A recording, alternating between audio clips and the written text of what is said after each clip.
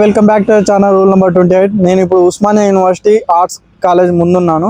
So ఈరోజు మనం arts college గురించి మనం డిస్కస్ చేద్దాము. కొన్ని క్వశ్చన్స్ అని చెప్పాను కదా ఇంతకుముందే. సో అదే హాయ్ ఫ్రెండ్స్, ఇక్కడ నేను ఉస్మానియా యూనివర్సిటీ ముందున్నాను. బట్ ఇక్కడ టెంపరేచర్ ఎంత ఉందా అంటే 38 degrees ఉంది. కాబట్టి నేను ఎండలో వీడియో చేయడం లేదు. అందుకే నేను ఇక్కడ ఉస్మానియా యూనివర్సిటీలో ఉన్న గార్డెన్ లో కూర్చొని వీడియో చేస్తున్నాను. అండ్ ఇక్కడనే నేను అన్ని క్వశ్చన్స్కి ఆన్సర్ చేయడానికి ట్రై చేస్తాను. సో ఉస్మానియా యూనివర్సిటీ అంటే మనకు ఫస్ట్ గుర్తుకొచ్చేది ఉస్మానియా యూనివర్సిటీలోని ఆర్ట్స్ బిల్డింగ్. అది చూడడానికి ఎంతో బాగుంటుంది, దాని ఆర్కిటెక్చర్ కూడా చాలా బాగుంటుంది. అదేవిధంగా ఉస్మానియా యూనివర్సిటీ చుట్టుపక్కల ఉన్న గార్డెన్స్ కూడా చాలా బాగుంటాయి చూడడానికి. At the same time Osmania యూనివర్సిటీలో గ్రీనరీ అనేది కూడా చాలా బాగుంటుంది చూడడానికి. ఎటు చూసినా చెట్లు అండ్ ఆ వైబ్ అనేది వేరే ఉంటుంది అన్నట్టు. అదేవిధంగా ఉస్మానియా యూనివర్సిటీ అంటే ఇంకోటి కూడా గుర్తుకొస్తాయి, ఉద్యమాలు, సభలు, సమ్మెలు. ఇలా మన తెలంగాణ ఏర్పడడంలో ఎంతో మంది విద్యార్థులు సహాయపడ్డారు, ఉద్యమాలు చేశారు. కాబట్టి అది కూడా మన చరిత్ర అనేది చాలా ఉంది. అండ్ ఉస్మానియా యూనివర్సిటీకి 100 years చరిత్ర ఉన్నది. సో మనం చూసుకున్నట్లయితే ఇక్కడనే ఉస్మానియా యూనివర్సిటీ ముందే మన 100 years స్టాచ్యూ అనేది ఉంటుంది. అయితే ఉస్మానియా యూనివర్సిటీ అనేది మన ఇండియాలోనే వన్ ఆఫ్ ది ఓల్డెస్ట్ యూనివర్సిటీలలో ఇదొకటి. అండ్ ఇది 7th oldest university. And in south India it is the 3rd oldest university in south India. So అలా అన్నట్టు. సో ఇప్పుడు మనం ఉస్మానియా యూనివర్సిటీలో కొన్ని క్వశ్చన్స్ నేను రాసుకున్నాను. సో నేను అవే మీకు ఎక్స్ప్లెయిన్ చేయడానికి ట్రై చేస్తాను. సో ఫస్ట్ క్వశ్చన్ ఏంటంటే ఉస్మానియా యూనివర్సిటీ ఎక్కడుంది? ఉస్మానియా యూనివర్సిటీ అనేది తార్నాక అంబర్పేట్ దగ్గర ఉంది. అండ్ ఇది సికింద్రాబాద్కి ఒక 5 kilometers దూరంలో ఉంటుంది అన్నట్టు. సో మీరు ఎప్పుడైనా ఉస్మానియా యూనివర్సిటీకి రావాలంటే ఖచ్చితంగా తార్నాక వచ్చి అక్కడ నుండి రావచ్చు.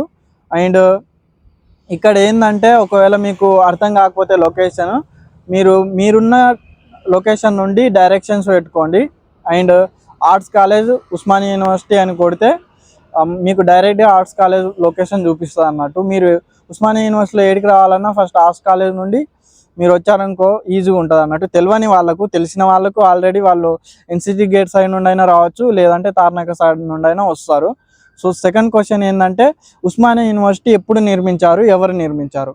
సో ఉస్మానియా యూనివర్సిటీ అనేది 1917లో నిర్మించబడింది. ఉస్మానియా యూనివర్సిటీని హైదరాబాద్ 7th నిజాం మీర్ ఉస్మాన్ అలీ ఖాన్ నిర్మించారు. సో అందుకే దానికి ఉస్మానియా యూనివర్సిటీ అనే పేరు కూడా వచ్చింది. సో ఆయన ఈ యూనివర్సిటీని మొదటగా ఉర్దూ మీడియంలో స్టార్ట్ చేశారు అన్నట్టు. బట్ ఇది ఫేజెస్ వైజ్గా ఎవాల్వ్ అవుతూ 4 phases ఎవాల్వ్ అయింది. ఇప్పుడు చూస్తున్నాము ఇంగ్లీష్ కూడా ఒక మీడియం ఉంది. And different kind of departments and different kind of colleges ఉన్నాయి. ఇంకోటి ఏంటంటే చాలామందికి ఉస్మానియా యూనివర్సిటీ అంటే ఒక పీజీ కాలేజో లేకపోతే ఏదో ఒక్కటే కాలేజ్ ఉందని అనుకుంటారు. బట్ ఉస్మానియా యూనివర్సిటీలో 8 colleges ఉన్నాయి.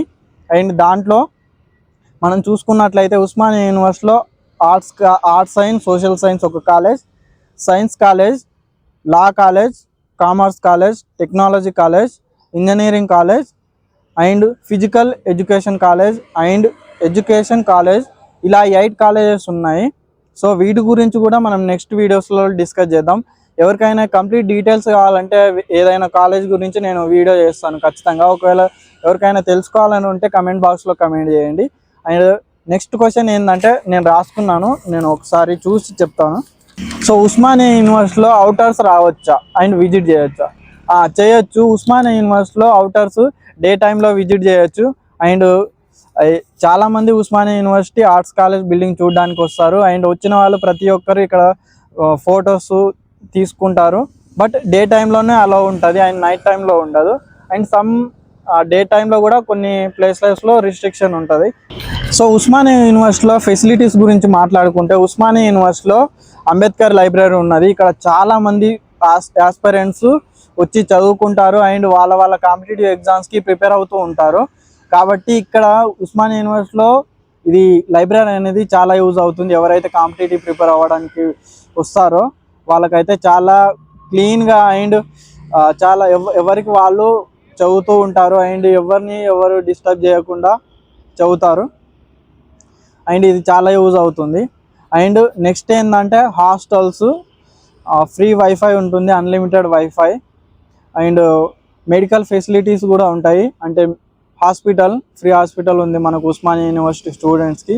సో అక్కడ మన ఐడి కార్డ్ చెప్తే మనకు ఏదైనా హెల్త్ ప్రాబ్లం ఉంటే మనం అక్కడ డాక్టర్స్ని కన్సల్ట్ కావచ్చు అన్నట్టు. అదేవిధంగా మనకు జిమ్ కూడా ఉంది. జిమ్ కూడా ఉస్మానియా స్టూడెంట్స్కి ఫ్రీ. మన మెస్ నెంబర్ చెప్పి మనము అక్కడ వెళ్ళొచ్చు డైలీ. అండ్ స్విమ్మింగ్ పూల్ కూడా ఉంది మనకు. సో సమ్మర్లోనే అది ఓపెన్ చేస్తారు. సో సమ్మర్లో మనం యూజ్ చేసుకోవచ్చు. అండ్ ఠాగూర్ ఆడిటోరియం కూడా ఉంది. సో ఠాగూర్ ఆడిటోరియంలో ఏదైనా ప్రోగ్రామ్స్, కల్చరల్ ప్రోగ్రామ్స్ ఉంటే అక్కడ జరుగుతాయి. అండ్ 2-3 గ్రౌండ్స్ ఉన్నాయి ఇక్కడ. సో ఒకటి సి గ్రౌండ్ ఉంది అండ్ హెచ్ గ్రౌండ్ ఒకటి ఉంది. అండ్ దాని పక్కనే ఒక ట్రాక్ ఉంటుంది, రన్నింగ్ ట్రాక్. సో ఎవరైనా రన్నింగ్ చేసే వాళ్ళు కానీ లేకపోతే జిమ్ దాని పక్కనే ఉంటుంది హెచ్ గ్రౌండ్ పక్కన. సో ఎవరైనా ఫిజికల్గా ఫిట్నెస్ గురించి కూడా చూస్తున్నా అది బాగా యూజ్ అవుతుంది అన్నట్టు. సో ఉస్మానియా యూనివర్సిటీలో వచ్చిన వాళ్ళు కాంపిటేటివ్ ఎగ్జామ్కి ప్రిపేర్ అవ్వచ్చా లేదా అనే డౌట్ చాలామందికి ఉంటుంది. సో ఉస్మానియా యూనివర్సిటీలో కాంపిటేటివ్ చాలామంది ప్రిపేర్ అవుతారు. బట్ నేను చెప్పేది ఏంటంటే అది ఒక కోర్స్ని, వాళ్ళు తీసుకున్న కోర్స్ని బట్టి డిపెండ్ అయి ఉంటుంది. సో అలా అన్నట్టు. సో చాలామంది ప్రిపేర్ అవుతూ ఉంటారు ఇక్కడ యూపీఎస్సి గ్రూప్స్ ఎగ్జామ్స్ కానీ లేకపోతే SSC, CGL and different kind of RRB, ఇట్లా different kind of NET, SET, different kind of competitive exams కూడా ప్రిపేర్ అవుతూ ఉంటారు. బట్ వాళ్ళు తీసుకుంటే స్పెషలైజేషను అండ్ వాళ్ళ కాలేజ్ బట్టి ఉంటుంది, వాళ్ళ కోర్స్ బట్టి. సో ఈ కాలేజీలో సీట్ రావాలంటే ఎలా, ఏ ఎంట్రన్స్ రాయాలి? సో నేను ఓన్లీ ఆర్ట్స్ అండ్ సైన్స్ వాళ్ళకి చెప్తున్నా. బీఎస్సీ కంప్లీట్ అయిన వాళ్ళు పీజీ కోసం సిపి గేట్ అనే ఎంట్రన్స్ రాస్తే మనకు ఈ కాలేజీలో మన ర్యాంకుని బట్టి మనకు సీట్ అనేది అలాట్ అవుతుంది. సో ఇది క్యాంపస్ అండ్ దీనికి సబ్ క్యాంపసెస్ కూడా ఉన్నాయి. సో అక్కడ కూడా రావచ్చు. లేదంటే మన హోల్ స్టేట్లోనే 10 యూనివర్సిటీస్ ఉన్నాయి. సో మన సిపి గేట్ రాస్తే ఆ 10 యూనివర్సిటీలో మనకి ఏదో ఒక యూనివర్సిటీలో మన ర్యాంకుని బట్టి మనకు సీట్ వస్తుంది అన్నట్టు. సో ఐ హోప్ ఈ వీడియో మీకు నచ్చినట్లయితే లైక్ చేయండి, కమెంట్ చేయండి. మళ్ళీ ఏదైనా విషయం గురించి తెలుసుకుందామని అనుకుంటే కమెంట్ బాక్స్లో కమెంట్ చేయండి. ఇక్కడ ఒక్కొక్క కాలేజ్కి ఒక్కొక్క ఎంట్రన్స్ రాయాలి. జస్ట్ నేను ఆర్ట్స్ అండ్ సైన్స్ గురించి చెప్పాను. అండ్ మిగిలిన కాలేజెస్ లా కానీ, ఇంజనీరింగ్ కానీ, లేకపోతే కామర్స్ కానీ, టెక్నాలజీ కానీ, ఎడ్యుకేషన్ కానీ, లేకపోతే ఫిజికల్ ఎడ్యుకేషన్ కానీ, వీటి గురించి నాకు కూడా తెలియదు. బట్ మీరు ఒకవేళ ఎవరైనా తెలుసుకోవాలని అడిగితే నేను ఖచ్చితంగా తెలుసుకుంటాను, ఆడికి వెళ్ళి విజిట్ చేస్తాను. అండ్ అక్కడున్న స్టూడెంట్స్ని, మా ఫ్రెండ్స్ని అడిగి నేను ఆ వీడియో అప్లోడ్ చేయడానికి ట్రై చేస్తాను. Thank you. మళ్ళీ కలుద్దాం ఇంకో ఇంట్రెస్టింగ్ వీడియోతో.